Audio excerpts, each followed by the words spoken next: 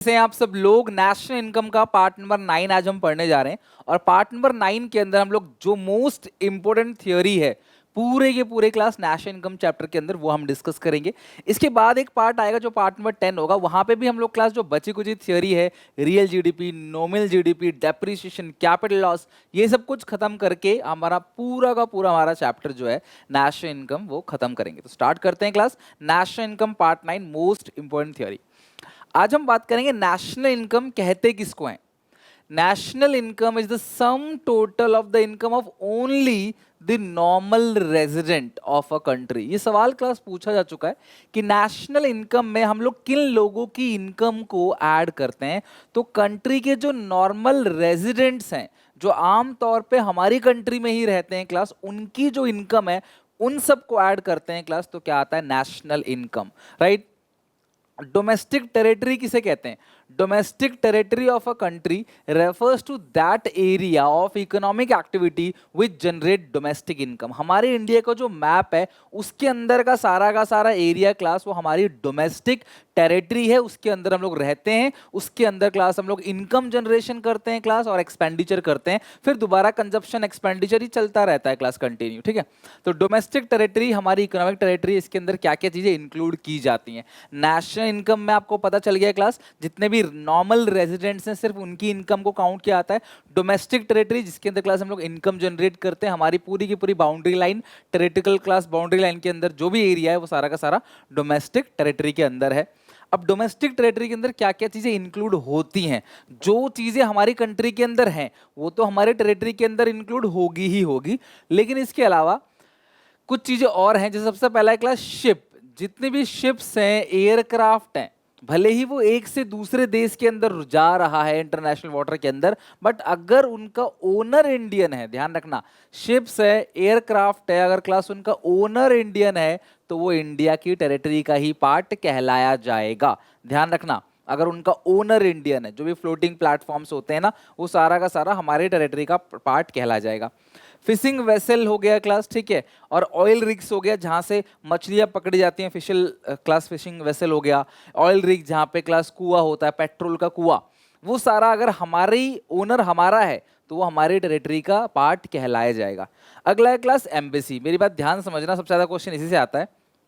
हमारी कंट्री के अंदर जिन जिन की एम्बेसी है, अगर आप दिल्ली जाओगे तो हमारी कंट्री के अंदर बहुत सारी एम्बेसीज हैं, अमेरिका की एम्बेसीज हैं क्लास, ठीक है, इसके अलावा चाइना, हर कंट्री की एम्बेसी जो है वो दिल्ली में है मैक्सिमम। तो वो जो एम्बेसीज है वो हमारा पार्ट नहीं है, उनका टेरिटरी का पार्ट है, भले ही वो हमारी कंट्री में है। उसी तरीके से इंडिया की एम्बेसी अलग अलग कंट्री के अंदर है, इंडिया की एम्बेसी अलग अलग कंट्री में है, लेकिन वो अलग अलग कंट्री में होने के बावजूद भी वो हमारी टेरिटरी का ही पार्ट कहलाएगा।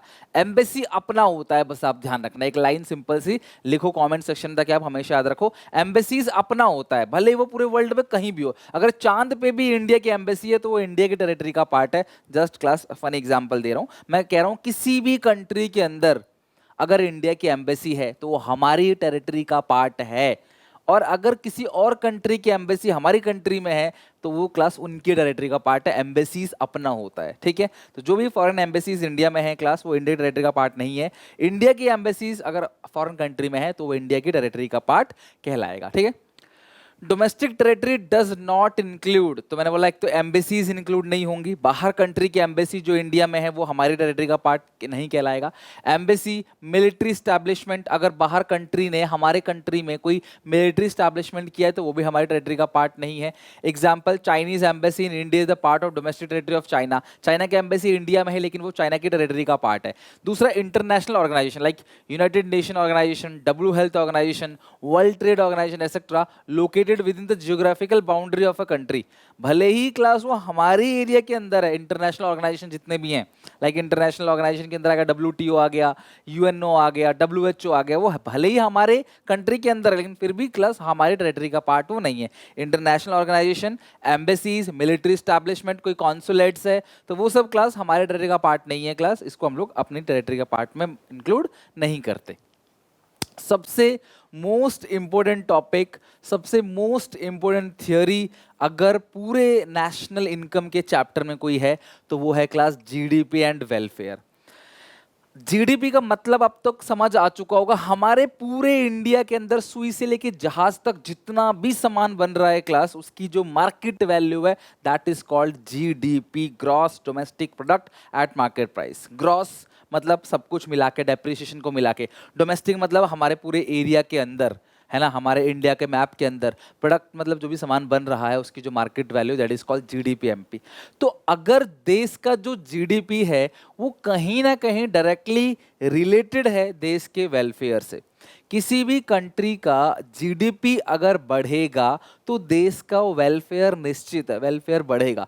किसी भी फैक्ट्री में प्रोडक्शन ज़्यादा हो रहा है तो वर्कर ज़्यादा काम करेंगे, ज़्यादा पैसे कमाएंगे, ज़्यादा पैसे कमाएंगे तो खर्च ज़्यादा करेंगे। उनका खर्चा किसी और की इनकम है, फिर वो ज़्यादा कमाएगा तो वो भी खर्चा ज़्यादा करेगा, और इस तरह से पूरे नेशन में ये इनकम फैलती चली जाती है। और इनकम कंजप्शन, यही तो पढ़ा हमने सर्कुलर फ्लो ऑफ इनकम के अंदर, कि मैंने आपसे कमाया फिर आप पे खर्च कर दिया, फिर आपने मुझे पैसे दिए काम करवा के, फिर मेरे पास पैसा आ गया, फिर मैंने आपका सामान खरीदा, आपके पास पैसा चला गया, फिर आपने उस पैसे से मेरी सैलरी दी, मेरे को पैसा मिल गया। ये चलता रहता है पूरी इकोनॉमी में।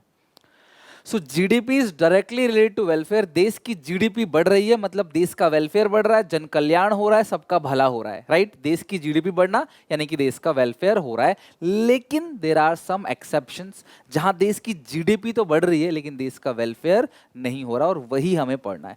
तो जब भी मैं यहाँ जीडीपी वेलफेयर की बात करूंगा तो बात करूंगा रियल जीडीपी की। अगली क्लास में हम लोग पढ़ेंगे भी कि रियल जीडीपी, नॉमिनल जीडीपी क्या है। तो यहां बात करूंगा मैं रियल जीडीपी की। रियल जीडीपी हम लोग किसको कहते हैं? देखो यार, रियल जीडीपी वो जीडीपी है जहां पे हम लोग बेस ईयर प्राइस से कंपैरिजन करते हैं। लाइक आज से 10 साल पहले सामान की कीमत 5 रुपए थी, तब 100 किलो अनाज उगता था, तो तब जीडीपी जो थी 100 इंटू 5 500 थी। आज 200 किलो अनाज उगता है, ठीक है, लेकिन प्राइस 10 रुपए है, तो 10 नहीं लेंगे, प्राइस पुराना ही लेंगे 5, तो 200 इंटू 5 1000 रुपए, वो जीडीपी आ गई। मेरे कहने का मतलब क्या है क्लास, कि जो रियल जीडीपी होता है उसमें जब क्वांटिटी को प्राइस से मल्टीप्लाई करते हैं तो वो बेस ईयर प्राइस होता है, प्रीवियस ईयर प्राइस होता है। जिस जिस ईयर को हम बेस मान के चल रहे हैं कि हाँ इस ईयर से कंपैरिजन कर रहे हैं, उससे मल्टीप्लाई करेंगे, ठीक है। तो क्लास वो क्या है? Real GDP. तो जीडीपी का वेलफेयर मतलब देश का भला हो रहा है, और जब भी हम जीडीपी वेलफेयर की बात करते हैं तो हम हमेशा रियल जीडीपी की ही बात करते हैं, नॉमिनल जीडीपी की बात नहीं करते। नॉमिनल जीडीपी क्या है क्लास? Current year price. अगर मैं आपसे बोलूं कि सन 2010 में सामान्य कीमत 5 रुपए थी, 2023 में सामान्य कीमत है 8 रुपए, ठीक है। तब 100 किलो अनाज उगता था, जीडीपी 500 थी, आज भी 100 किलो अनाज उग रहा है, जीडीपी 800 है। तो जो ये करंट प्राइस पे आपने मल्टीप्लाई किया तो वो हो गया नॉमिनल जीडीपी। लेकिन अगर मैं इसी इसी 100 क्वांटिटी को प्रीवियस ईयर प्राइस से मल्टीप्लाई कर दूं, 100 इंटू 5 500, तो ये 500 कहलाएगा रियल जीडीपी। तो रियल जीडीपी वो जीडीपी है जहां पे हम लोग क्वांटिटी को मल्टीप्लाई करते हैं प्रीवियस ईयर प्राइस से, जबकि नॉमिनल जीडीपी वो जीडीपी है जहां पे क्लास हम मल्टीप्लाई करते हैं करंट ईयर के प्राइस से, ठीक है।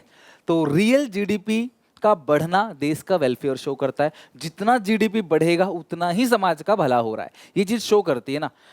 लेकिन इसका एक्सेप्शन है, जहां पे जीडीपी तो बढ़ रहा है लेकिन देश का भला नहीं हो रहा, जन कल्याण नहीं हो रहा, वेलफेयर नहीं हो रहा है, ठीक है। और जब भी मैं देश के वेलफेयर की बात करता हूं तो मैं देश के सभी वर्ग के लोगों की बात करता हूं, मैं किसी एक दो कैटेगरी के लोगों की बात नहीं करता। देश का जो पिछड़ा इलाका है, गरीब लोग जो है, अगर उनकी तरक्की हो रही है तो अमीरों की तो हो ही रही है अपने आप। तो अगर मैं क्लास की कमजोर बच्चे को अच्छे से पास करा सकता हूं तो बाकी तो बच्चे पास हो ही जाएंगे अच्छे से, समझ रहे हो, यही चीज है। तो यहाँ पे 4 एक्सेप्शन है। शॉर्ट में क्लास आप एबीसीडी तो पढ़ते ही हो, वही है क्लास, बचपन में पढ़ा होगा एबीसीडी, तो ए हटा दो बस, बी सी डी ई, ये क्लास शॉर्ट में याद कर सकते हो। B for barter system exchange, C for composition of GDP, D for distribution of GDP, E for externalities. अब एक करे क्लास, जरा स्टार्ट करते हैं पढ़ना। जीडीपी की लिमिटेशंस पढ़ रहे हैं क्लास, लिमिटेशंस ऑफ जीडीपी, जहां जीडीपी बढ़ रहा है लेकिन देश का वेलफेयर नहीं हो रहा।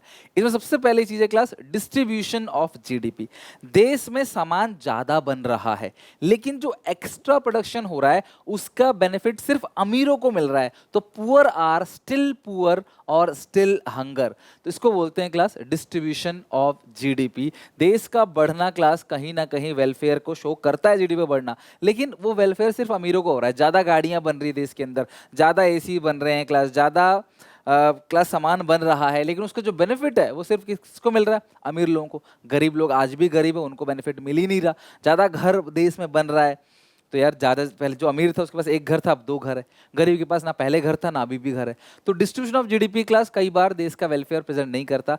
डिस्ट्रीब्यूशन जीडीपी मतलब जीडीपी का हिस्सा किसको जा रहा है। तो देश के अंदर 100 करोड़ का सामान बना, जिसमें से 90 करोड़ का सामान किसके लिए, क्लास अमीरों के लिए, 10 करोड़ गरीबों के लिए। तो किस बात का वेलफेयर, किस बात का भला।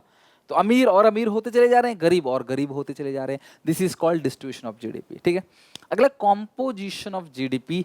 जीडीपी किन किन चीजों से मिलकर बनता है, कॉम्पोजिशन।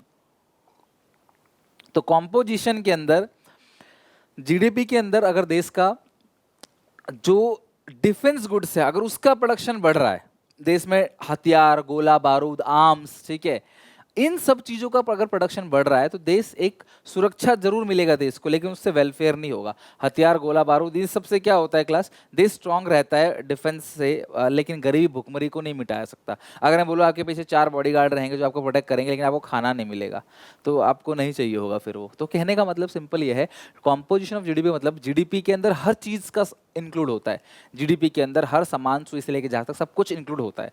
तो अगर देश में आर्म्स, हथियार, इन चीज का प्रोडक्शन बढ़ा तो देश की जीडीपी बढ़ गई। तो हमें लग रहा है देश की जीडीपी ज्यादा है, लेकिन वो क्या गुड्स है, वो डिफेंस गुड्स है। जो कंज्यूमर गुड्स, रोटी कपड़ा मकान, जो लोगों को खाना है रोटी, वो नहीं बढ़ रहा, उसका प्रोडक्शन नहीं बढ़ रहा। तो फिर क्या फायदा, देश प्रोडक्ट रहेगा बाहर से। देखो ऐसा नहीं कि फायदा नहीं है, लेकिन यहाँ पे इस कंटेक्स्ट में अगर हम बात करें तो इससे वेलफेयर जो है वो गरीब लोगों का नहीं हो रहा है।